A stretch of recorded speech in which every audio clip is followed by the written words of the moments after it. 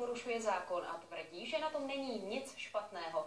Vodohospodáři ho přestihli, jak se koupe v tamní přehradě, čímž porušuje zákaz vstupu do prvního ochranného pásma vodního zdroje.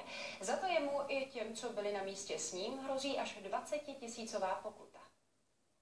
Koupeme se tu pravidelně a není na tom nic špatného, to tvrdí starosta Ladislav Stalmach, kterého u přehrady na Nový rok spolu s dalšími otužilci přistihlo povodí Moravy. Nějaké objektivní příčiny, proč by se tam nesmělo koupat, nejsou. Na místě byli policisté z Bystřice nad Pernštejnem, kteří pomohli při prokázání totožnosti osob. Už loni vyzvalo povodí starostu, aby respektoval zákaz koupání v přísně chráněné lokalitě. Povodí Moravy rozhodně nesouhlasí s touto akcí novoročního koupání a proto už loni pan generální ředitel vyzval pana starostu Stalmacha, aby jako nejvyššího zástupce místní samosprávy šel příkladem. Vírská přehrada je významným zdrojem pitné vody a proto zde platí přísný zákaz koupání. To, že se místní starosta přesto v nádrži koupe a porušuje tak zákon, však lidem z víru nevadí. Ten člověk, když se tam teda vykoupe, já si myslím, že se nemůže nic naprosto stát. Koupat se může každý rok. Na hluboké totality bez diskuze s občany někdo rozhodl, že původní účel přehrady, který byl